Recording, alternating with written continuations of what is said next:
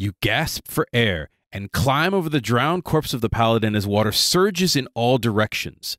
There is no escape as the last bit of labyrinth fills with murky brine. Raise the stakes and pressure of your game with Aquatic Dungeons. That's how we roll. That's how we roll. That's how we roll. That's how we roll. That's how we roll. That's how we roll.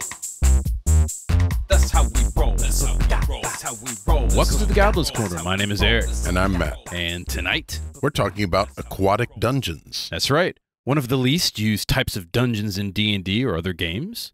And tonight we're going to dive deep and explore how to make these interesting, I'd say engaging. Sure. And I dare say scary for your players. I was going to say, it's not difficult to make them dangerous. That's built in. They're inherently dangerous and a lot of fun. And this is going to be a fun episode. I'm pretty excited about this. You and me both. Yeah. We're both excited about this episode. Woohoo! So, Matt, Aquatic Dungeons, you say?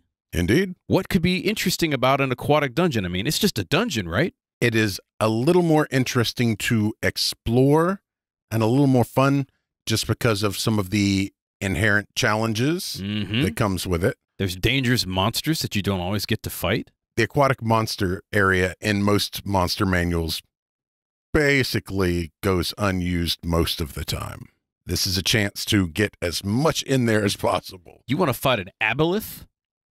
You want to fight a beholder shark? So, yeah. You want to fight a mosasaur? I do. Yeah, plesiosaur, all sorts of any good type stuff. of dinosaur or maybe a giant mutant jellyfish. This is the game to do it. Yeah. This is the game to do it, right? Another thing I really like about Aquatic Dungeons and aquatic environments in general is you get a lot of different descriptions and themes and emotions that don't necessarily show up in surface style games. Aquatic dungeons can be very dramatic. They can be very high tension episodes, and that's a lot of fun to explore, particularly combat. I love fighting somebody underwater. It's great. Yeah, there's a lot of things that change the normal tactics that a lot of your players use. So, Matt, what's a dungeon? We probably should know the definition of a dungeon since we're going to be talking about aquatic dungeons. What does Wikipedia say a dungeon is? The Wikipedia definition isn't super helpful. It's a room or cell. That's what the interweb says. Yeah, room or cell. That's it. Yeah, that's not very helpful. Now, in D&D and other games, it's generally some kind of madcap wizard's labyrinth. At the very least, it's usually a series of hallways, rooms, cells, caves, what have you. Catacombs, tunnels dug by a beholder or purple worm, something. It's not just one room underground. Yeah, so which technically is a dungeon. Now, an aquatic dungeon is just all of that underwater. Or filled with water. Filled with water is also totally appropriate, and we'll get to that in just a minute. Let's put together some aquatic dungeons. What do we need to know? The first thing you need to know is you can't think about this like a normal dungeon. That's right. There are different rules for aquatic dungeons than there are in your standard dungeon. There's a lot of the same rules, but the biggest thing is the fact that part of it being underwater really changes the dynamics. Yes. In many ways, it's more and less than your usual dungeon crawl. We'll explain in just a second what that means. Yeah, some of your hazards have to change. So what do you actually need to run a dungeon crawl aquatically? For this, we basically have 4 sections. Okay, let's start with the first section then. Okay.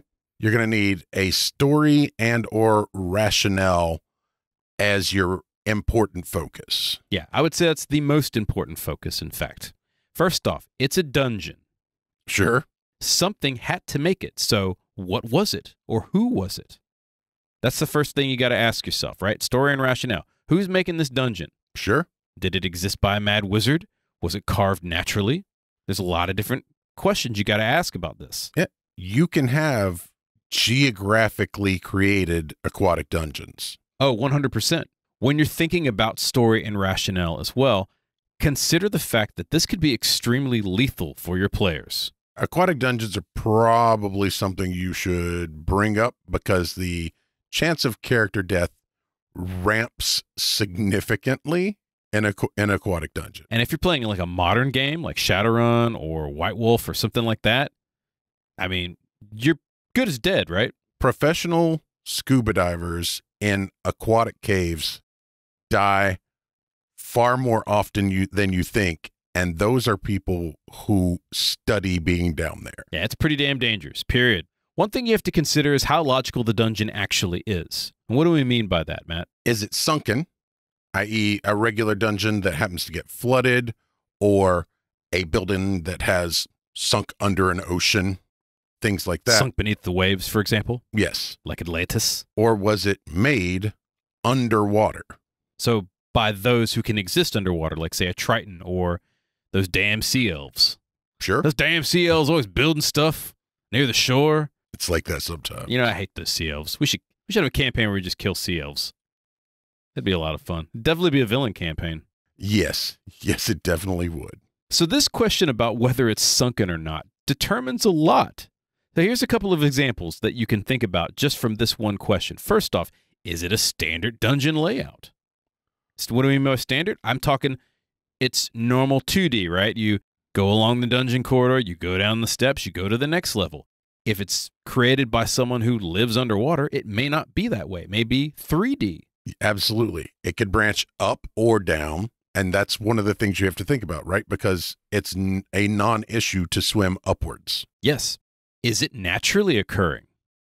Things like sinkholes interconnecting would make an aquatic dungeon, or at least an aquatic area that could be dungeonified. Or it could have been carved by, say, an underwater river. Sure. And you've got like a series of caves now, kind of like how caves are normally formed, except it's still water there. Right. So you could be in the Underdark, right? How deep underwater is this dungeon? That's another thing to think about. That's a very important thing to think about if you play with levels of realism, because the pressure underwater is a big deal. Crush you like a grape. Psh, right in your hand. Another thing to consider is how fantastical do you want to make this dungeon? What we mean by that is how much magic is going to be in this dungeon. Was it made entirely by magic? Was it carved by magical monsters? And for that, you have to do a little bit of comparison to what you want it to look like, how you want it to feel. Because if someone casts Disintegrate at a wall, it's a 10-foot by 10-foot cube out of the wall, right? That's very clean lines. Yeah. There's nothing that feels organic about Dwarf's that. going to come along and be like, damn, whoever carved that rock did a damn good job. Right. Yeah. Magic does a lot. How magic is it compared to how mundane it is? Another thing to consider also, here's a good example. Pit traps aren't going to work in an underwater dungeon. No. Unless you are walking around in armor on the bottom of the dungeon because you can't swim. Chasms are another issue, right? In a normal dungeon, that is a threat that you have to get across. In an aquatic dungeon, you just swim over the chasm. I will say that rock falls will work. Yes. We have our story and rationale figured out. Now we have to decide on a location or setting. Where exactly is the dungeon located? This will determine a lot. This allows elements of danger, but also lots of elements of exploration. Remember, exploration is a huge deal in dungeoning. Sure. I mean, you're going to be digging deep, going down someplace. You want to do some exploring, want to look around, right? Mm-hmm. Also NPC opportunities as well, which we'll get to in a moment. Sure. Here are some examples that we have for just various places you could throw an underwater dungeon. For example, you could have a lost civilization or ruins underwater. That's an easy one. Sure. And those can be two separate things. A lost civilization could still be alive. Yes. Versus, ruins being ruins. Mm-hmm. You could have simply the ruins of an aquatic civilization. And that would be vastly different from the previous ruins. Yes. Because an aquatic civilization, as we mentioned just a few seconds ago, might have a completely different layout, a 3D layout or some kind of wacky layout that maybe surface dwellers don't understand. Strange skewed geometry if they're aboleth, for example. I would love to sit down one of these days and try and work out what aquatic architecture looks like. That would be kind of cool. Yeah. Yeah. I haven't really thought about it before. Something to think about. We should definitely work on that. Could also have it under a frozen lake. That'd be kind of cool. First, you got to get through to get to it. You have freezing to death, and then you have to worry about drowning. Sure. You could simply have submerged caves. And that's the simplest one. You're exploring in a dungeon, like a standard cave system, and part of it's flooded. Sure. How do you get through it? Got to work it out. Got to work it out. A shipwreck graveyard where the ships are literally just stacked on top of each other. I love that. You have to go from ship to ship. So now you've got a series of collapsed semi-building-like areas, depending upon how ruined they are. And if they're stacked, on top of each other and stuff, exploring that could be a lot of fun. There's definitely going to be some treasure, maybe some undead pirates. What if it was a wrecked flotilla? Like an enormous just conglomeration of ships all went down at once. They could even have pockets of air for the surface breathers. Sure. That'd be kind of cool, too. You could have it in a subterranean reef. Makes sense. So now it's sort of like a dungeon, but it's more of like a forest encounter. For that matter, you could have simply underwater jungles like kelp forests. Yeah. And that would also classify as a dungeon because some of those kelp forests get so tall you can't see above. And they kind of make like a canopy. Yep. Be a living cave. It could be in the belly of a beast. There's a lot to be said for that. There's a lot of fun you could have. I love the idea of starting the game being eaten by a kraken. Just fully swallowed? Fully swallowed by a whale. Little Jonah and the whale action? Sure. Why not? What about an underwater ossuary or temple? Just like a giant underwater complex made of bone? That has a lot of potential. There's a Triton necromancer that's just summoning undead. Sure. Or a Salhagen necromancer. That definitely is something that would be a lot of fun. Kuatos would also be great for that. Yeah, they could just believed it existed. Absolutely, yeah. It could be in the Underdark, as we mentioned, so not just subterranean, but like an Underdark sea. Also, it could simply be planar. Yes. Like a dungeon in the plane of water. Which is 360 water. Yeah, you come across a pocket of earth instead of a pocket of water in the plane of water, and it happens to be maybe a building or a really cool like cave system or something like that. That'd be a lot of fun to explore. Absolutely. You've got your story ideas. You've got the rationale for why it's being built. You've got a couple of areas to maybe put your underwater dungeon. Now let's talk about our favorite part, the hazards. The first one is the most obvious one. Drowning. You have to have a way to breathe underwater. If you don't have magic, this is going to be tough. This is going to be very tough. DMs, this is a great way to up the tension by making it hard to breathe. Now, you don't have to insta-kill your players. They can start small. Maybe they're in a dungeon. Let's take the subterranean passages example. And, as they walk along, the water keeps getting higher and higher as they walk further into the cavern system. Sure. And so it's slowly, the elevation's going down. Right. That's what I was going to say. The water maintains its level, but the floor does not. And at some point, they're going to have to start swimming or walking along the bottom. Sure. They don't have air. They're going to have to get creative. Maybe they'll have to get some some bladders to fill over their head, like a makeshift drum or something like that. Sure. They're going to have a hireling left behind using a billows to pump air to them. Sure. Or they might have to just chance it and hope that there's air pockets along the passageway. That's an idea. So figure that out. Up the tension, and when it's a little slow, maybe do something funky with the water again. Maybe make it rise or something like that. Make it colder. Speaking of cold. It is cold and dark in an underwater dungeon, most likely. Yes. There's water pressure, as we mentioned before, If you're not playing with those rules, that's fine. But if you are playing with those rules, keep an eye on how deep they've gone into this dungeon. And let them know ahead of time before they get crushed. Yes.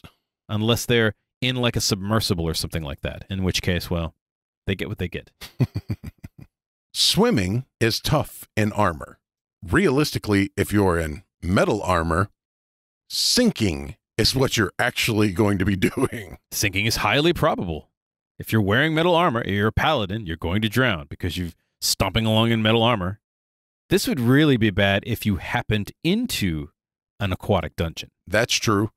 That is also one of the times in an aquatic dungeon where that chasm becomes a problem again. Tell you get that buoyant armor, you're a lucky paladin right there. Movement in general is way more dramatic, particularly in fight sequences, because you're moving slower. You're going against the resistance of the water. Sure. DMs, find ways to play that up. Also, if you're looking for levels of realism, how do you maintain your neutral buoyancy? That's a good question. If you're in metal armor, you sink, right? We discussed that. If you're not in armor, people float. Because they're full of air. Right. That's what people do. So something to think about if that's an angle you would like to approach. Keep in mind, you're moving through water, you're swimming, or you're stomping along the ground or something like that. It's easy to get exhausted. Players need to make exhaustion checks a lot more frequently. And speaking of exhaustion, where exactly are you going to sleep? You may not be able to sleep, or you find a place that you can cast some oxygen or something like that, like a little air bubble. If you have water breathing, which lasts a good long time, you use fishnets as a hammock, right? Just so you don't float away or wash away. Yeah, got to come up with something. Again, DMs, think about this stuff because your PCs are going to probably need to rest at some point. Otherwise, they're going to die. Right. And getting tangled in things also is something that's very likely. Far more likely than on the ground. Yes. Communication also becomes an issue. Yeah. How are you going to talk to each other? It's as simple as that. You're underwater. The monsters are coming forth. There's a scrag, like a sea troll. Sure. And it's swimming for you. Its teeth are gnarly looking. It's got a long nose. It's got those bloodshot eyes. Like kelp-style hair. Yeah, kelp-style hair. And it's coming for you, right? And you're in the lead. And you turn, and no one else sees it. How are you going to signal to them that it's about to bite your head off? Yeah. Nothing but Everybody bubbles. sounds like a Wookiee. Got to figure that out. Players need to figure that out. Maybe work with them before the adventure begins on ways they can communicate if the PCs don't figure this out themselves. Again, you want the tension. You don't want to insta-kill them. Right. Speaking of sea trolls, we're going to talk about monsters for a second. The types of monsters that exist underwater tend to be very nasty creatures. Very nasty. Here's a couple of examples. We mentioned the sea trolls, right? Sure. You could have an Eye of the Deep. A very underutilized critter. I agree. Aquatic zombies. And those on a low-level campaign, or even like a medium-level campaign, will wreck somebody because they can pull you down. Sure. Sharks. Gotta love sharks. Any type of shark, right? Good old shark attack. If you need something that's a little more of a heavy hitter, you've got krakens as an option. Yeah, they control the weather as well. We mentioned aboleth, but also Kuatoa. Kuatoa with the surfboard come rolling up. Sure. Bring you to death. We did mention, some of the aquatic dinosaurs, a mosasaur. What about aquatic goblins? I love the idea of aquatic goblins. They've got sea elves. They should have sea goblins. Sea kobolds would also be fun. Sea kobolds would be pretty neat, right? So think about these types of monsters and how they interact in the game. Dragon turtles as well. Yes. Particularly if your players are feeling a little bit ballsy. They come across the ship graveyard and they're, scuttling about. There's pockets of air, or maybe they all have water breathing because they're, medium level adventurers at least. Sure, it's only a 3rd level spell. Yeah, sure. So they cast water breathing. Everybody's breathing. They're swimming around or they're stomping along the ground, right? They're fine. The cleric's cool. He happens upon the big treasure chest, opens it up, and before he can even grab the first gold coin, a dragon turtle head comes out and snaps off his arm. As he should. And the bubbles come out because he forgot how to communicate. And that's when the dire sharks show up because there's blood in the water. 100%. Think about the flora and fauna as well. So we're talking about monsters, but you could also have just standard fish. Sure. Sea anemones, jellyfish. All of that stuff is deadly as well. Go deeper into like the trench-like monsters. I say monsters, but I mean those eels, the gulper eels and stuff like that. Yeah. Even snails. Like the aquatic snails, a lot of them are very poisonous. Yeah. Or even a stingray. Get slapped by a stingray and get poisoned. So I have an idea. It's terrible, so I'm going to share it. Okay. The bullet shrimp, the tiny little things that punch so quickly it causes a cavitation that collapses. Yeah, they punch through like glass and stuff. Yeah. A dire one. Oh, that's great. So even if it's puppy-sized, the damage that fist will do. Your party's rolling up on this big-ass shrimp. Mm-hmm. And it's just kind of waving his antenna, just scuttling along like shrimp do. And it comes up to you, and the rogue goes, oh, man, this is going to be good eating. And then it punches through the rogue and through the ranger. And then the cavitation bubble collapses, and it does AoE damage. Yeah. Just explodes the party. It's just, great something mental to image. think about. Love that. Yes, that's hilarious. Hilarious to me, definitely. So just remember with the flora, the fauna, and the monsters, They're adapted to living underwater and killing you underwater. Your players, however, are not. One of the adaptations we could discuss here is luminescence. Oh, that's a good point. If you want to have something to talk about, that is a great description that you can throw in occasionally that is just fun, otherworldly feeling, and really kind of puts the pin in an aquatic scenario. Yeah, so it's something to describe, particularly since once you get further down, it's inky blackness and murky depths and stuff like that. Well, occasionally there's some neon here. Sure. Because there's a nautiloid just kind of floating around and happens to be rainbow colored. And that would be a lot of fun. Speaking of other things that are really fun, we've got what, Matt? It's time for the question of the week. Okay, Matt, what is the question of the week this week? Your players are entering an ancient aquatic temple. Mm-hmm. What unusual method is used to light that temple? I have two answers. As is... One ridiculous and one less ridiculous. Okay. All right, here's the ridiculous one first, because this one tickles me. Glowing turtles. Okay. But their shells glow, right? Right. So they eat bioluminescent, say, jellyfish, and it causes them to glow. But when they fart, the little bubbles make kind of little balls of glowiness. Sure. And so it's just kind of lit up as they kind of swim along the dark cavern. And maybe there's little air pockets that also glow. Right. That makes sense. So it'd be like fairy fire. Along the top? Along the top. That'd be great. I'm hoping that's your ridiculous one. That's the ridiculous one. Okay. The other one is the caverns glow from the spirits of the damned. So nice. It's just ghosts that happen to be glowing. Like the scene from Lord of the Rings where all the ghosts come in? Yeah. Tromping along in an underwater dungeon, and all of a sudden it gets really bright, and everyone's like, oh, cool, there's light, and it's spectral pirates. It's necroluminescence. Yes. Yeah, so those are my two answers. I think either of them are great. What about you? I like the idea of a pillar that is carved, or let's say 4 pillars, one in each corner of the room, right?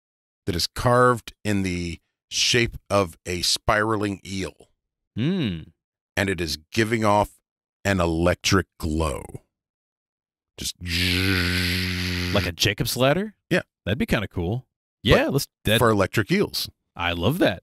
Of course, we're always interested in your answer to the question of the week, and if you have one, hit us up at Goblin's Corner on all the various socials. And by the way, if you're part of the 40% that haven't subscribed, why the hell not? Because, you know, if you do subscribe, you could do what, Matt? You can comment down below. We'd love to see people's answers to these questions because we have gotten to see a wide range of where people are at. And sometimes it's hilarious and sometimes it's horrifying, and both are good. I like both. Matt's generally on most of the socials. I generally chat it up on YouTube, but we go back and forth, right? It's true. They're fun regardless. So we're talking about Aquatic Dungeons. We've already established, you know, some ideas for locations, some story rationale, and of course, some hazards. But we missed one big thing. Traps? Our favorite topic. This is a dungeon. It's got to have traps. It's a damn dungeon. It's going to have some traps. Now, traps also work differently in an aquatic dungeon. Sure. Here's the good news, Matt. Pit traps don't work. Yeah, you're not going to fall to your death. We've mentioned this a couple times. Here's the bad news. Rock falls still work. That's right. What types of traps does an aquatic civilization have that a standard air-breathing creature doesn't? This is something that you have to ask yourself. Now, if it's a ruin, it's going to have probably the standard dungeon traps, and some of them will work and some of them won't. So, for example, let's say you're swimming along the dungeon like hallway, right? And where you would step on a pressure plate, it might send a blowgun dart, you know, into your head. Sure. Well, that may not work too well because as soon as you step on the pressure plate, well, first off, you're not going to. Right. But if you did, because you're a paladin and you're tromping along in your armor. Or even if you're paddling along the floor and you hit the pressure plate, it's going to go well over your head. Yeah. Or it might just kind of fly out like a foot and then sink. So think about stuff like that. That's fine. All of those traps that don't work, that adds to the comedy or the suspense. And what's even more fun is when some of them still work. Sure. Blade traps, for example, could still work. Absolutely. And when you get cut and say you're in an area with, I don't know, shark-infested waters? Bad times. Bad times, my friend. What are some fun aquatic traps that maybe you don't think about too much, Matt? So we said pit traps don't work. Right. What about a reverse pit trap? What's a reverse pit trap? You have a buoyant net with a hole in the ceiling that just floats you out of the dungeon. I love that. That's definitely something that an aquatic civilization might put together. Sure. Yeah, that's cool. Any type of tangling traps would also be very useful, because if you're swimming around and you get tangled up, you sink, or something that immobilizes you or paralyzes you. And for an aquatic civilization, all of those make sense also because a lot of fish, or certainly some of the important ones, have to keep moving to survive. It is a way to keep sharks out of your house. We mentioned stuff that slices, but also traps that crush or spear you. Spears would be very useful in a dungeon in terms of traps. Maybe you open the door and a spear juts out into your neck. You can even combine those by having it be a harpoon. Then it's a spear trap that immobilizes. Yeah, which is, harpoon gun is actually designed for underwater. There might be pockets of air. And that doesn't sound like a trap for surface people, but for an aquatic race, that could be problematic. And that would be kind of interesting because that would be a pocket that would be useful for the surface dweller. So they're swimming along, right? The water breathing spell's about to go off, and they see a pocket of air up in the surface, and that maybe is where they can take a long rest or something like that, which would be deadly to anybody else because it's made by aquatic goblins. Yes, the aquatic goblins can't breathe air. Nope. A lot of underwater creatures are poisonous or venomous. Or have nasty teeth. So why don't you incorporate traps that have all three of those? Literally just a barred door that if you step on it, the sharks and electric eels and all sorts of things come swarming out. There's a dire moray that happens to be under this little hole, and you have to swim down to the hole to get past the dire moray to get to the treasure room. But as you're swimming, you're trapped in a 3x3 hole with a moray eel, and he's hungry. Yeah, sure. And you get eaten. It's bad times. Yes. Yeah, you get eaten or you fight your way out. And finally, traps that blind you. You're already in a place where you're operating in a three-dimensional way, and now you can't see. That becomes far more difficult than it would on land, where you at least know where down is. That's a good point. Depending upon the type of water that your aquatic dungeon is in, getting through the doors may be easy. If they're wood, for example, they might swell, or it might be harder. So, for example, if the doors are made of steel and they've all rusted shut, or they've got barnacles on them. Barnacles are sharp. That is a trap. You may not realize it, but it is. Tough to break through, too. Yep. Lifting in general is going to work differently than it does on the land. Yeah, you can lift more because you're underwater. Sure. But the surface can screw you up. How do you mean? If you have a soft surface and you're attempting to lift something heavy, instead of the heavy thing going up, your feet may just go down. And you sink into like the silt at the bottom? Exactly. That would suck. Or sand or what have you. Or you're slipping around trying to like lift something. Right. That would also suck. And then it lands on your foot. And now you're stuck like an anchor. That also would be awful. The dungeon itself is a trap for air breathers in general. Right. Just period. Just period. But one thing to consider also is magical traps. Some of this could be flavor. Some of this could be homebrew.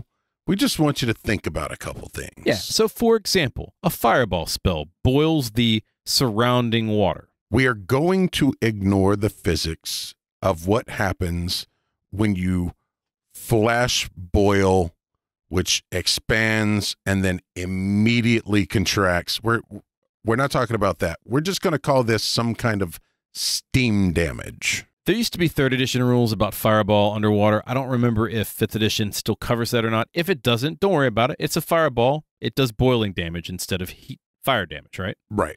It does damage. Right. Regardless of the type. It just allows you to do a little more descriptive changes. Mm-hmm. Lightning traps could go from lines to balls. To balls, to areas. Yeah, that would be a lot of fun as well. Summoned creatures can definitely get ugly because now you're summoning from the deep. Yes. Orcas. Orcas? Orcas. Orcas would be... Oh, I was thinking octopus, but an orca is... Yeah, don't mess with orcas, folks. They look cute, but they're deadly. Sure. They're the bears of the ocean. And occasionally they eat bears in the ocean. That's true. Golems and creatures that don't require breathing would do very well in an aquatic dungeon. Absolutely. That iron golem, provided he is not rusting, will definitely wreck your world. I also would like to see something like a coral golem or things like that you could... A barnacle golem. Sure. That would be really cool. We should make that. A barnacle golem. You take 1d4 points of slashing damage anytime you hit it with a melee weapon because it slices you to pieces. Bad times, my friend. Don't try to grapple it. And finally, planar monsters. Look through the Monsters Manual. Have some fun with that. We've got some story examples, Matt. What are some interesting aquatic dungeons for those listening? Let's start with the players must explore a sunken city beneath a large, placid lake. Very easy. Fun exploration. Probably a monster at the bottom. Most likely. Yeah. A complex series of submerged sea caves lie just offshore near rocky sands. Simple. This can happen on any beach encounter. They just happen to see a sea cave off in the distance, and they go exploring. Cool side quest, right? Sure. Might have a dragon turtle. Could have pirate treasure. Definitely will have pirate treasure, yes. Near an atoll, there is a large dungeon of a dragon turtle who sleeps on a vast hoard of riches. Absolutely. That's an easy dragon adventure in the ocean. Sure. Far from any land lies an area of doldrums where a massive shipwreck graveyard can be explored beneath the waves.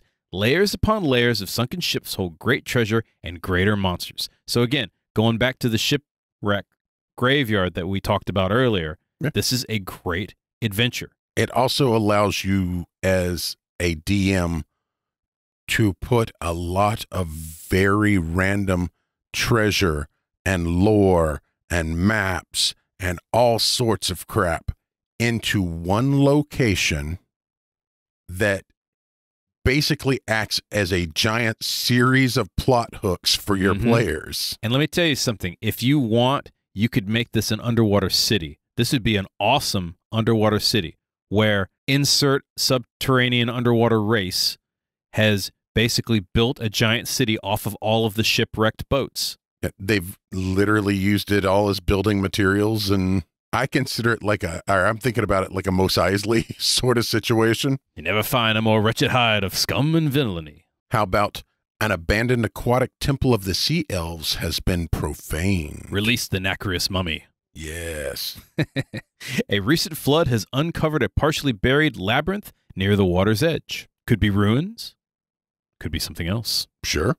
In a kelp forest, ancient ruins of the Sahagin lie strewn about the seafloor. They might discover some treasure or an ancient relic.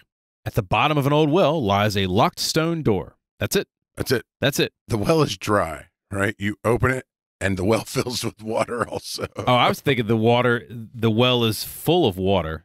Oh, okay. And you fall to the bottom. Maybe you get raided, and you hide in the well, and you happen to see a door at the bottom of it. That'd be kind of cool. Or there was a raid, and a kid was hiding in it and saw the door and reports once the raid is over. That would be good too.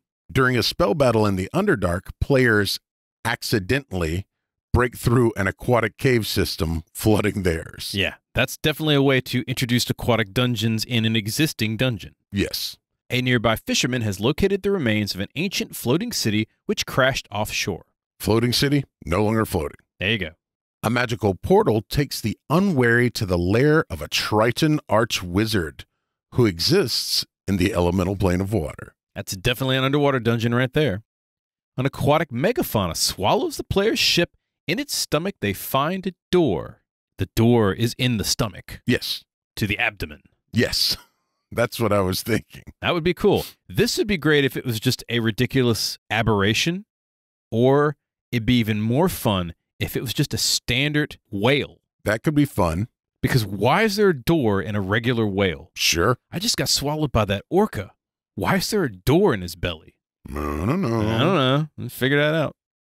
And finally, Matt? Players are kidnapped by agents of a kraken and kept in a terrarium as zoo specimens. They can see other nearby terrariums. This is how you start the adventure. Yes, it's a kraken zoo. That would be great. How do you escape? And then you begin your underwater aquatic adventure. So there you have it. Ways to set your locale, build your aquatic dungeon, throw in some monsters and some traps, and you got yourself an adventure, folks. All you need after that is a tap. And Just some fill it up. And some players. Fair. Any questions or comments, hit us up at Goblin's Corner on all the various socials. Did you enjoy this podcast? We're writing a few more. Subscribe to it on your favorite player, YouTube, and Twitch. Click the 5 stars and give us a review on iTunes, Podchaser, or wherever you listen to your podcasts. If you're watching us on YouTube, hit the like and subscribe button. It helps get our show in front of more people, and it feeds the hungry algorithm. Which is currently swimming to you out of the darkness with a gleam in its eye and a toothy maw. It's a beholder shark. It's going to get you. In that case, it's got gleaming eyes, many eyes. That's true. It's more than one. Yeah. That's all the time we have for tonight. Once again, my name is Eric. And I'm Matt. We'll see you next time. Good night, folks.